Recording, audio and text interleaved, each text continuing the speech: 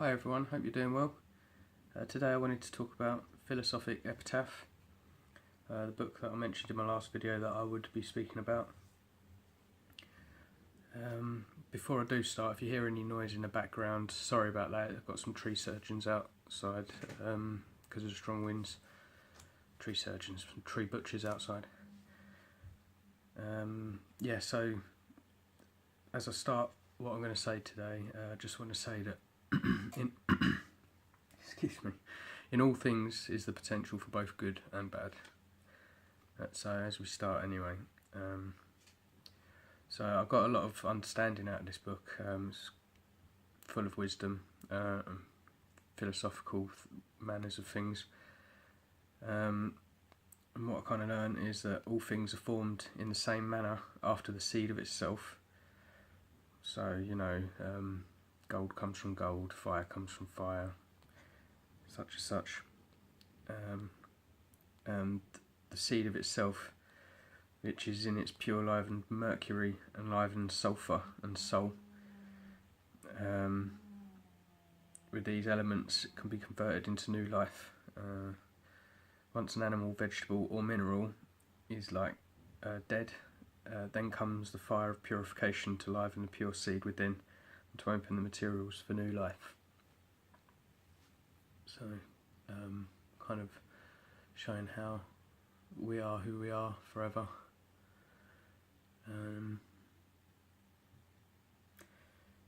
Yeah, so other thing I noticed was that in the 1600s, when this book was released, was that wizards and magicians were commonplace as modern pharmacists and doctors are today. Therefore, they required an entire industry of materials. One particular material that's mentioned in this book that comes up quite a lot is tartar salt. Another is mercury, which is commonly extracted from cinnabar. This is a red stone that's found in areas of moderate volcanic activity. One more material I'll mention is sulphur, although an abundant element, it is found especially along the Ring of Fire. So, got me looking back at Google Maps, back at Tataria, which is, you know, the back half of Russia, and the mining lands. And what if these were all mining lands for salt? The Tatarian salt. And along the Ring of Fire, it could have been places like this that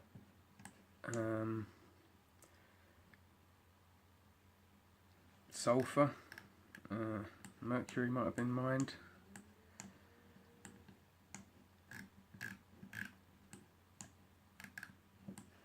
You know, these are all like that. It's probably a couple of kilometres wide. You know, there's a river running right there, so you can see it's all these lakes everywhere for thousands of miles. It's probably to get this salt for this industry that was going on back then. So yeah, I was also looking somewhere, I think it was on this island somewhere, and there was a picture of someone that's working there, and it's just in the middle of nowhere, but what is there is this metal stuff that seems to be really out of place considering any other localised pictures on this island that you can find. It's a derelict place, but it's got this metallic stuff with holes in, and then this drum here. I don't know, it could just be something from recent times just left there to deteriorate. There's quite a lot of that there, and it just makes no sense because it doesn't seem to fit with anything.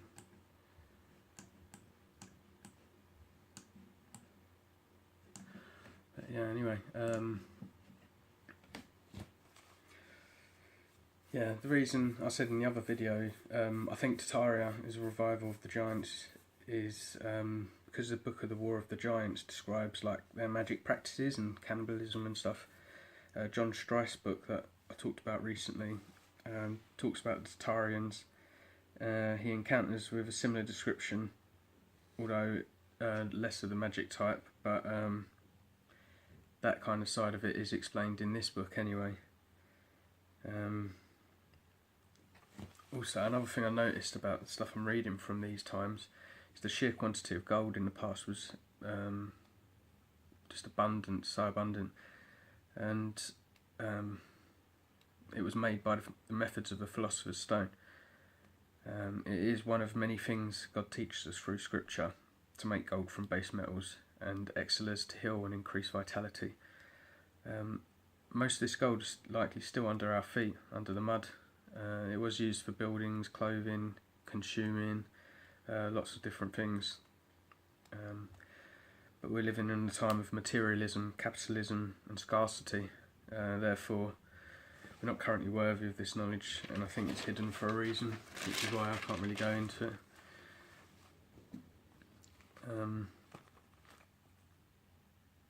Another thing I've been thinking about, mountains and stuff, which seem to be everywhere, especially around where mining areas are. If like the mountain is the mining waste, it's the material that wasn't wanted.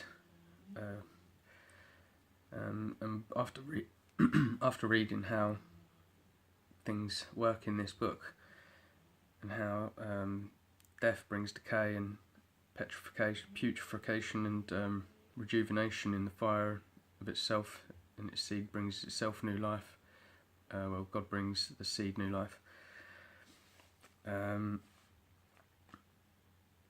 I'm just thinking that maybe this mining waste is dead material, and it's erupting in fire and sulphur because the elements that in the centre are dead and being rejuvenated into new life in the process that all things go through, including animals, vegetables and minerals. This might make a little more sense to someone who knows like forgery and how to work with metals. And regarding the depictions that lots of other channels are showing of ancient times, of people being tortured and killed and cooked in cauldrons and stuff like that, I think they were mining or trying to mine salt and mercury from humans. It's disgusting, but I think that might be what was happening. And from what I can find in my research is that bones are not the greatest material for extracting mercury out of, so maybe they were ground up and used in other ways, like Martin was saying the other day, maybe for for buildings and stone and brick. I don't know. I just don't really want to think about all that stuff. But anyway, getting on from that,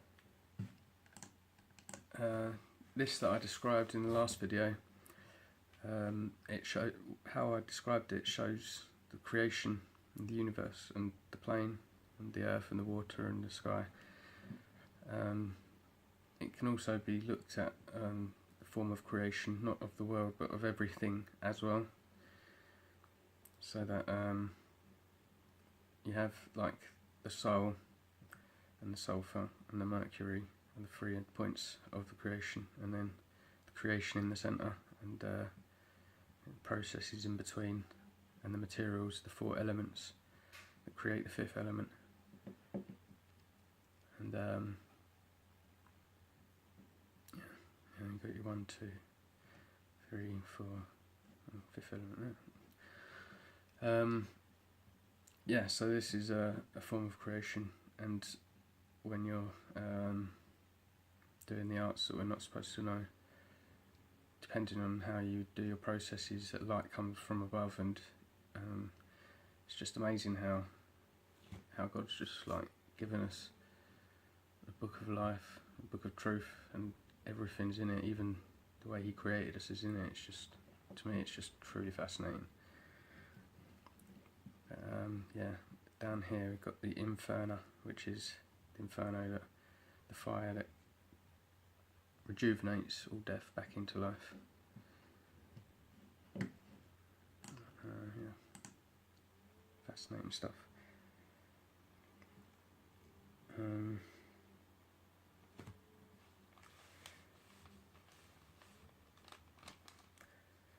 Yeah, there's a section in the book, I forgot to write the page number on it, but it's in there somewhere. I'll give the link so everyone can go research this. But there's a section of the book pertaining to the mystery of God and wisdom. It's fascinating. Yeah, that section is from here onwards. You know, from here before the first 160 pages regarding the golden calf and golden fleece or whatever, and philosopher's stone. But from here it goes on about wisdom and creation, how God's created and the time and everything. Yeah, it goes on about loads of stuff about how we're created in 1, 3 and 7 perfectly, being that nothing can be added or removed, and what we're weighed out perfectly in God's creation. 1 being us in being, the whole person, ourselves is the 1, and then the 3 being the body, the mind and the soul, creating yourself, and then the 7 being the 7 spirits of God. All animals, vegetables and minerals are made up in the same manner, which all testify of the Creator according to the mystery of the wisdom, if that makes sense. On page 183,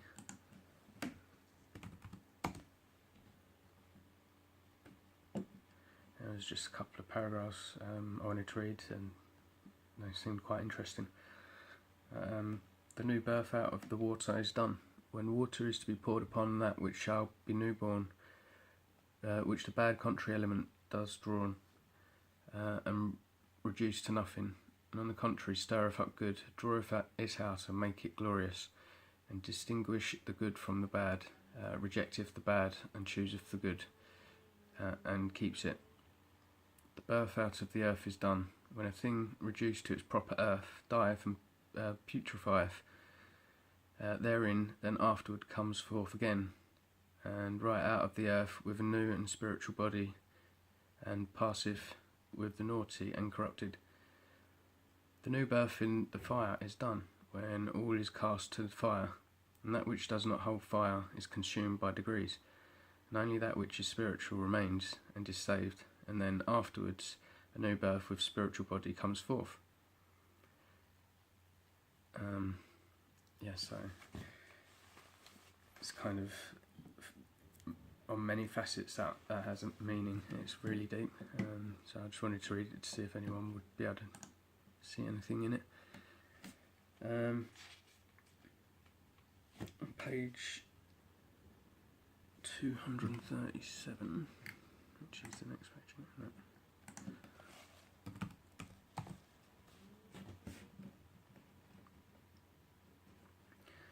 Oh, yes, it's down here.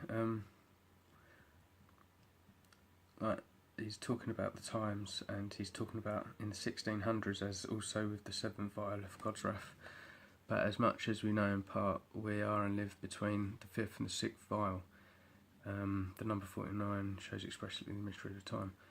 So, if there was a reset in the 1800s, then we would be in the next vial, which would put us between the 6th and the 7th, and as soon as there's only 7 vials, there's only one more to come.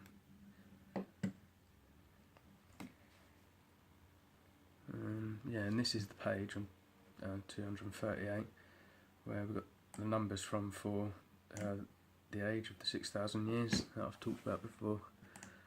And if you do the calculations, I swear he might have not had a calculator in them days and might have got them a bit wrong. But nonetheless, they're still there or thereabouts. But using these numbers is when I came up with the year 1776. Yeah, he counted the 12 parts down here as 214 years or 214 and a half years. I had done my calculations on my last video at 214 years times 12 for that part. He got a total of 4230, the year being Yeshua's birth, 4230. But I had 4224, I think it was, because I didn't count the 0.5s.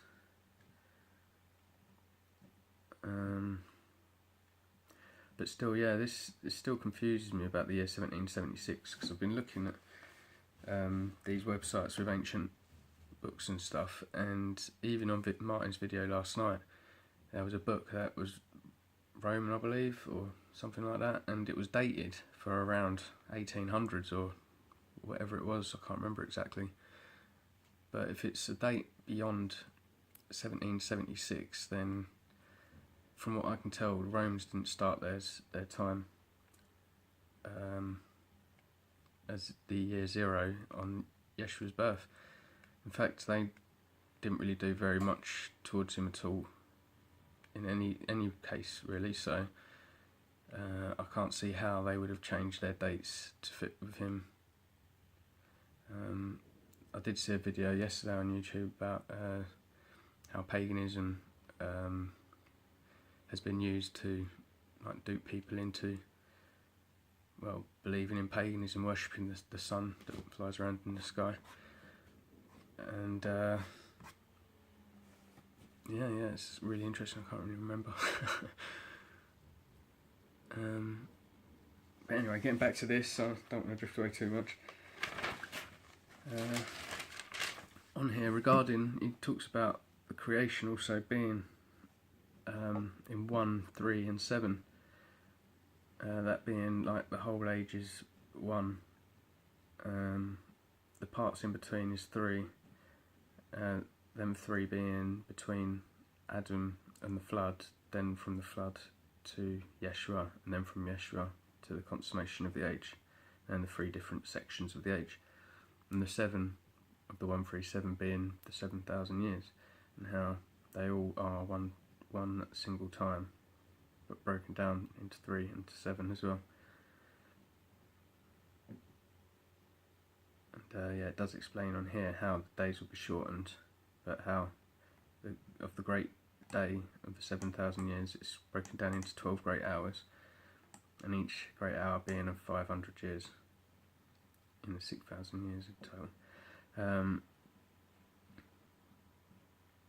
And it says somewhere about it being shortened, but that'll be, I don't know how much by, but from the dates that these dates that I was saying on the last video, it could be up to 770 years away or something like that. And I don't know, it just seems to me that that's quite far away, and things seem a bit more ramped up and closer. But nonetheless, this book is really fascinating. If you like philosophy and you like wisdom and you like to learn, it's definitely worth reading. I'm not trying to promote any kind of Jesuit stuff by saying this, but it's always good to learn, even if you do reject what you've learned. It's better to learn something than to be ignorant in it.